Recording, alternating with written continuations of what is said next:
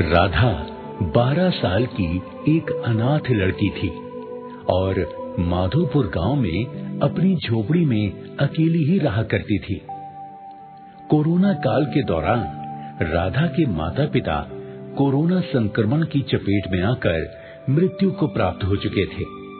तब से राधा अकेली ही इस झोपड़ी में रहती थी और गांव के कुछ घरों में झाड़ू पोछा करने का काम करके अपना गुजारा करती थी। एक दिन की बात है, राधा सेठ हीरालाल के घर में साफ सफाई का काम कर रही थी। तभी सेठ हीरालाल चमचमाती हुई नई गाड़ी लेकर आए और सेठानी को पुकारने लगे। अरे सेठानी, अरे ओ सेठानी, अरे बाहर तो आकर देखो मैं क्या लेकर आया हूँ। सेठानी घर से बाहर निकल कर आई और नई गाड़ी देखकर बहुत खुश होते हुए बोली, अरे वाह, आखिरकार आपने मेरी नई गाड़ी लेने की इच्छा पूरी करी दी। आप तो बहुत अच्छे हो सेठ जी। अरे ओ मेरी सेठानी, तुम हो मेरे घर की महारानी। तुम कोई इच्छा करो और उसे मैं पूरी न करूं, ऐसा कभी हो सकता है क्या है? सेठानी 20 के नोट से गाड़ी की नजर उतारती हैं और राधा को अपने पास बुलाती हैं। ए राधा, इधर तो आ जरा। जी मालकिन, आपने मुझे बुलाया? ये ले पैसे, हलवाई से लड्डू खरीद कर खा लेना। ठीक है मालकिन, आपकी बड़ी मेहरबानी। राधा पैसे लेकर वहाँ से चली गई। रास्ते में उसे पिंकी मिली, जो कि एक थैला लिए हुए थी। पिंकी भी राधा की तरह एक गरीब लड़की थी और वो भी दूसरों के घरों में काम किया करती थी। पिंकी राधा को देखकर बोली, राधा सुन, कहाँ जा रही है? अपने घर जा रही हूँ। पिंकी ने थैले में से थोड़ी सी मिठाई निकालकर राधा को दी और बोली, ये मिठाई खाकर देख, कितनी स्वादिष्ट है।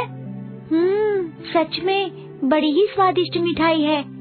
ये मिठाई तू कहाँ से लेकर आई है पिंकी? अरे वो चौधरी साहब है ना, आज उनकी बेटी का जन्मदिन था, तो आज उनके घर में जन्मदिन की पार्टी थी। चौधराइन ने मुझे भी थोड़ी सी मिठाई घर ले जाने के लिए दी थी। पिंकी, मेरी समझ में एक बात नहीं आती। हम लोग तो इतने गरीब हैं कि पेट भर खाने को हमें रोटी भी नहीं मिलती और कुछ लोगों के पास अनगिनत पैसा है। ऐसा क्यों? देख बहन, अमीर लोगों पर लक्ष्मी मैया की कृपा होती है, तभी तो वो इतने अमीर होते हैं। अच्छा, तो धन दौलत लक्ष्मी मैया की कृपा से आती है? हाँ, यही सच है। अच्छा, अब मैं चलती हूँ, मुझे देर हो रही है। हाँ। फिर दोनों लड़कियां अपने अपने घर की ओर चली गईं। इसी तरह कुछ दिन बीत गए। फिर एक दिन की बात है, काम से लौटते समय राधा पुजारी जी को प्रणाम कर बोली, पुजारी जी प्रणाम। प्रणाम प्रणाम, जीती रहो बिटिया, जीती रहो। पुजारी जी, मुझे आपसे कुछ पूछना है। हाँ, क्यों नहीं बिटिया, अब बोलो क्या पूछना चाहती हो? मैं जानना चाहती हूँ कि लक्ष्मी जी की कृपा पाने के लिए क्या करना होता है। बिटिया, लक्ष्मी जी की कृपा पाने के लिए लक्ष्मी जी की भक्ति करके उन्हें प्रसन्न करना होता है। क्या लक्ष्मी मैया मुझे गरीब से भी प्रसन्न हो सकती हैं? हाँ बिटिया, क्यों नहीं हो सकती, जरूर हो सकती हैं। तुम निरंतर 7 दिनों तक व्रत से रहना, सुबह शाम लक्ष्मी जी की पूजा करना और फिर 8वें दिन लक्ष्मी जी के नाम की 2 रोटी गौ माता को भेंट करना। ऐसा करने से लक्ष्मी जी तुमसे प्रसन्न हो जाएंगी। ये बात बताकर पुजारी जी अपने रास्ते चले गए और राधा अपने घर आ गई। रात को सोते समय राधा सोचने लगी, 7 दिनों बाद तो मेरा भी जन्मदिन आने वाला है। क्यों ना मैं कल से ही अपने व्रत शुरू कर दूं? 8वें दिन जब लक्ष्मी जी मुझ पर कृपा करने आएंगी, तो मैं उनके साथ मिलकर ही अपना जन्मदिन मना लूंगी और उनसे आशीर्वाद भी ले लूंगी। ये विचार मन में आया तो राधा बहुत ही खुश हो गई और फिर सो गई। सुबह उठने पर राधा नहा धोकर पूजा की थाली लेकर मंदिर गई और लक्ष्मी जी की पूजा की और उनसे प्रार्थना करने लगी। हे माँ लक्ष्मी, मैंने अपने व्रत शुरू कर दिए हैं। जब मेरे 7 दिनों के व्रत पूरे हो जाएंगे तो आप मुझ पर अपनी कृपा करने मेरी झोपड़ी में जरूर आना और मेरे साथ मिलकर मेरा जन्मदिन भी मनाना। फिर पूजा समाप्त करके राधा गांव के एक घर में झाड़ू पोछे का काम करने चली गई। काम करते करते राधा को शाम हो गई। घर की मालकिन ने राधा को कुछ पैसे और बची खुची कुछ खाने की चीजें दी, जिन्हें लेकर राधा अपनी झोपड़ी में लौट आई। राधा शाम को भी लक्ष्मी जी की पूजा अर्चना करती और फिर अपना व्रत खोलती। इसी प्रकार राधा अपने 7 व्रत पूरे कर लेती है। शाम को पिंकी राधा के लिए कड़ी चावल लेकर आई। राधा, माँ ने कड़ी चावल बनाए थे, देख मैं तेरे लिए भी थोड़े से ले आई हूँ, ले खा लेना। पिंकी, कल मेरा जन्मदिन है और कल मुझ पर कृपा करने लक्ष्मी मैया यहाँ आएंगी। तू भी आ जाना, हम तीनों मिलकर मेरा जन्मदिन मनाएंगी।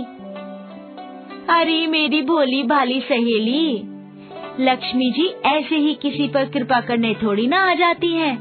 लक्ष्मी माँ के दर्शन करने के लिए तो बड़ा भाग्यवान होना पड़ता है। नहीं राधा, तू गलत बोल रही है। पुजारी जी ने जो तरीका लक्ष्मी जी को बुलाने का मुझे बताया था, मैंने बिल्कुल वैसे ही अपने व्रत पूरे किए हैं।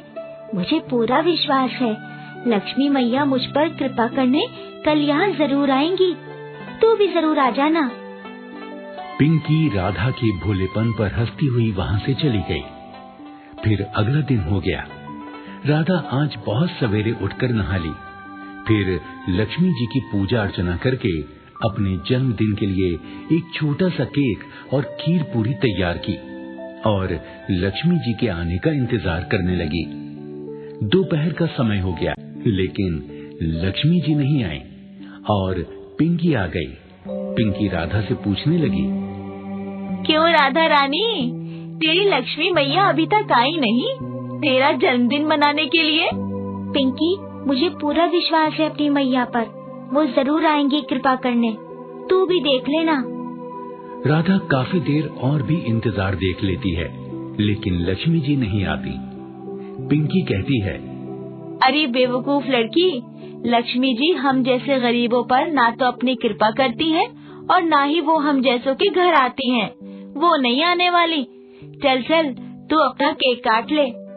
नहीं नहीं पिंकी, मैं लक्ष्मी मैया के बिना अपने जन्मदिन का केक नहीं काटूंगी।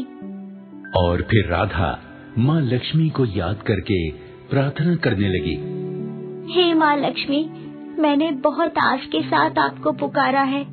आपको मेरी झोपड़ी में मुझ पर कृपा करने और मेरा जन्मदिन मनाने के लिए आना ही पड़ेगा। आप जब तक नहीं आएंगी मैं अपना जन्मदिन नहीं मनाऊंगी। राधा हट करके बैठ गई और तभी चमत्कार हो गया। लक्ष्मी जी साक्षात प्रकट हुई और बोली, राधा बेटी, मैं तुम्हारे निस्वार्थ भक्ति से बहुत प्रसन्न हूँ। तुम्हें तुम्हारे जन्मदिन की हार्दिक बधाई हो। बताओ, तुम्हें क्या उपहार चाहिए? हे माता, आपने मुझे दर्शन दे दिए, अब मुझे किसी उपहार की जरूरत नहीं रही। बस आप सदैव मुझ पर अपनी कृपा बनाए रखना, यही मेरी इच्छा है। मेरी कृपा तो सदा तुम पर बनी रहेगी पुत्री। मैं तुम्हें लंबी आयु का वरदान देती हूँ। तुम जब तक जीवित रहोगी तुम्हें धन की कोई कमी नहीं रहेगी।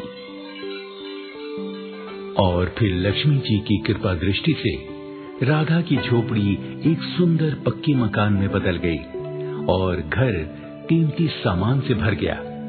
फिर लक्ष्मी जी राधा और पिंकी के साथ मिलकर केक काटती हैं।